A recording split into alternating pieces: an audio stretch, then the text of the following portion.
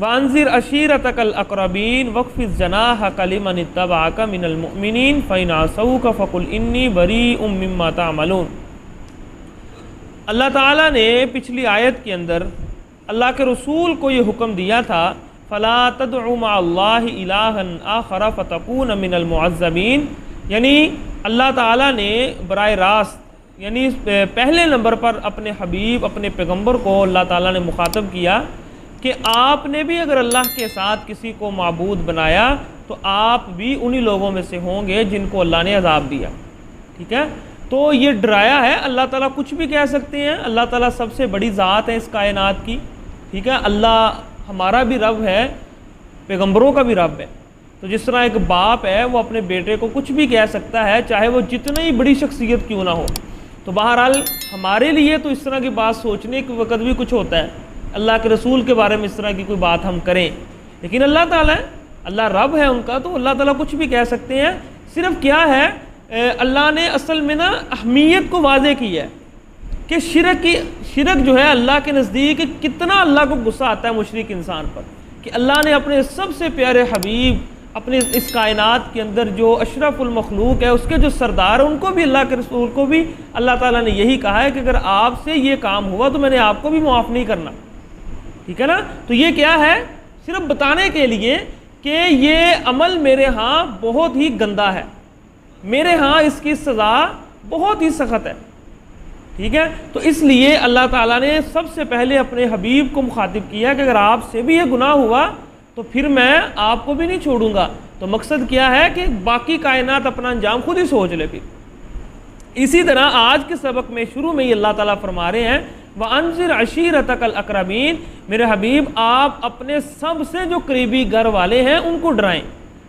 और जब ये आयत नाज़िल हुई, अल्लाह के रसूल पहाड़ के ऊपर खड़े हो गए और मुख्तलिफ कबीलों को अल्लाह के रसूल ने आवाज़ दी, या बनी अब्द मुनाफ, या बनी अब्दुल मुतलब, या फ़ातिमा तो बिन्तु मोहम्मद सल्लल्लाहु अलैहि वसल्लम, कि भाई अपनी जानों को अपने रब से बचाओ।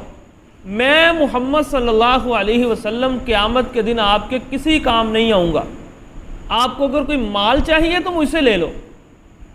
अमल के एतबार से अल्लाह की अदालत में आपने खुद सुरखरू होना है, मेरा ताल्लुक वहाँ आपके किसी काम नहीं आएगा।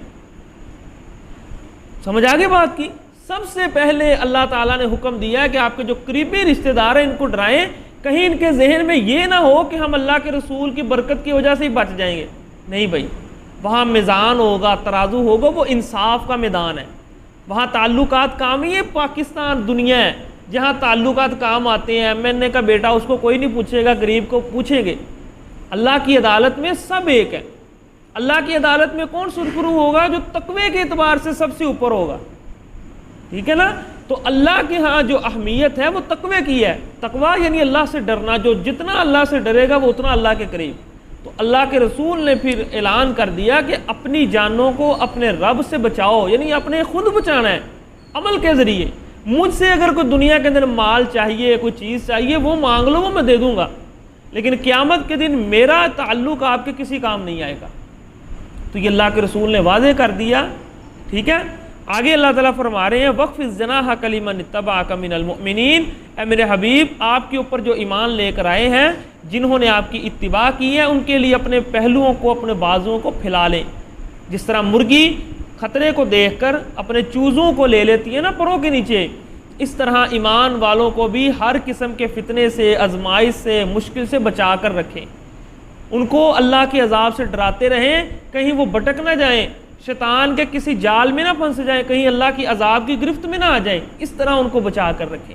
वक़्फ़िज़ जनाहका, मेरे हबीब अपने पहलुओं को, अपने बाजुओं को फैला कर रखें। किनके लिए? जो आपकी इत्तिबा करते हैं, उनकी हर वक्त जहन साजी करते रहें, उनकी तरबियत करते रहें, उनको बताते रहें, अल्लाह के अजाब से डराते रहें, जन्नत की उनको खुशखबरियाँ सुनाते रहें, ताकि वो इस रास्ते पर चलते रहें। ये रोज़ का सबक पढ़ना, इसका मकसद भी यही है कि आप पढ़ें, कल आप फिर पढ़ें, परसों फिर पढ़ें, ताकि आप रोज़ आपकी जहन साजी हो, आपका एक ताल्लुक़ बना रहे कुरान के साथ, अल्लाह के साथ, अल्लाह के रसूल के साथ, सहाबाए किराम के साथ। ये ताल्लुक़ ही कम अज़ कम जो है ना इंसान को बड़ी बुराइयों से बचा लेता। कम अज़ कम जो वक़्त आप यहाँ गुजारते हैं, इतनी देर तो बचेंगे ना गुनाहों से। इतनी देर तो बचेंगे ना, बाकी अल्लाह इसकी बरकत से आपको बचा लेगा। तो ये है मकसद कि जो ईमान वाले हैं, जो अल्लाह के रसूल की इत्तिबा कर रहे हैं, उनके लिए अल्लाह ताला ने हुक्म दिया कि अपने पहलुओं को फैला दें, उनको नज़रअंदाज ना करें। को मालूम है ना, एक सहाबी अब्दुल्लाह बिन उम्मे मक्तूम रज़ी अल्लाह ताला अन्हु अल्लाह के रसूल के पास आए तलाश करते हुए, तो किसी बिना पर अल्लाह के रसूल को उन पर गुस्सा आ गया, अल्लाह ने पसंद नहीं किया इस चीज़ को। फ़ौरन अल्लाह ने पूरी सूरत नाजिल की कि आप मेरे अपने सहाबा के लिए आप उनको इस तरह नज़रअंदाज नहीं कर सकते। समझाई बात की, यानी सहाबा को जो आपके पीछे लगे हैं, जिन्होंने अपना सब कुछ आपके लिए कुर्बान कर दिया, आप इन मुशरिकीन के लिए, इनके सरदारों के लिए इनको नज़रअंदाज नहीं कर सकते। अल्लाह ने हुक्म दिया और नाराज़गी का इजहार किया।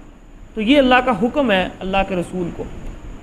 फ़इन असौका फ़कुल इन्नी बरीउम मिम्मा तामलून, अगर वो आपकी नाफरमानी करते हैं आपके घर वाले, तो उनसे कहें भाई मैं आपसे बरी हूँ, जो भी आप अमल कर रहे हैं मैं आपसे बरी हूँ। इससे क्या होगा, हो सकता है कोई डर कर ही आ जाए कि यार अल्लाह के रसूल ने हमसे ताल्लुक़ तोड़ दिया तो हमारा क्या बनेगा।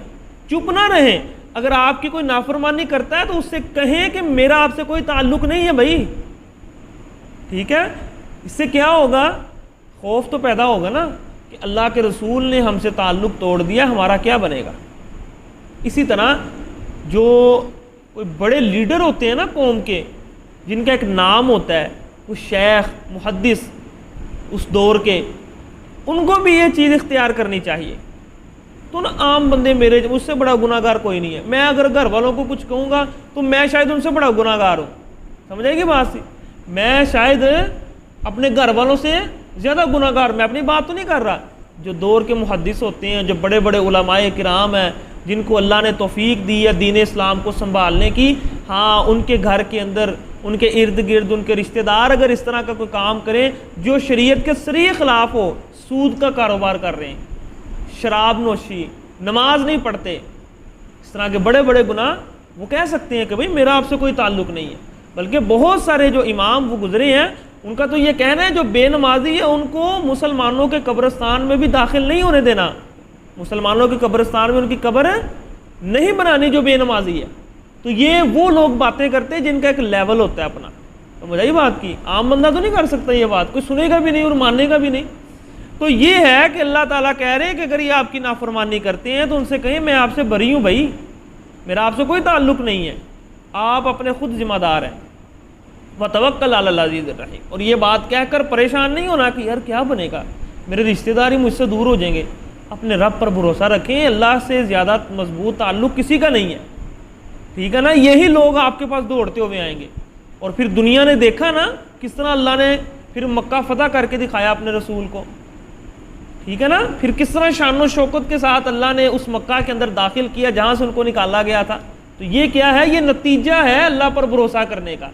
मुश्किल हालात देखे, लेकिन जब आसानी आई तो फिर अल्लाह ने इस्लाम को पूरी दुनिया में फैला दिया, जिसका नाम लेने वाला पहले कोई नहीं था, जिनके बारे में मुनाफिकीन कहते थे ये चंद दिन का दीन है, ख़त्म हो जाएगा, इसलिए दोनों से बना के रखो, मुसलमानों से भी काफरों से भी, जिधर होगा उधर चल पड़ेंगे। फिर अल्लाह ने ऐसी तरक्की दी, पूरी दुनिया में नाम लिया जा रहा है ना इसका।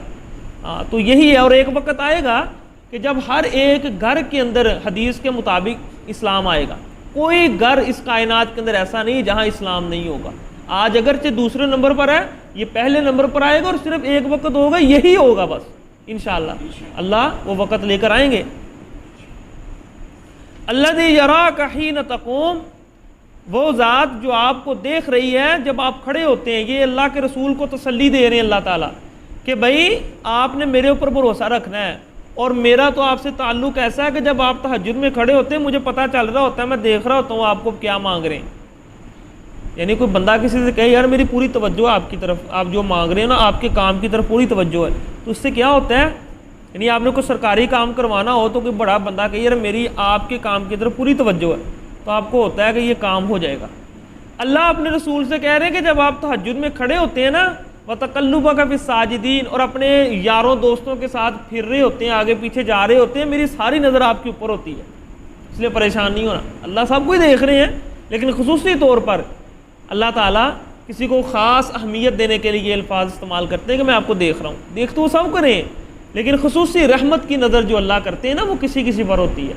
देख सब को रहे हैं, लेकिन रहमत की नज़र अल्लाह की किसी किसी पर ही होती है। इन्नहु हुवस समीउल अलीम, और आखिर में अल्लाह ने अपनी सिफात बयान की, वो सब को सुनने वाला है और बहुत ज़्यादा जानने वाला है।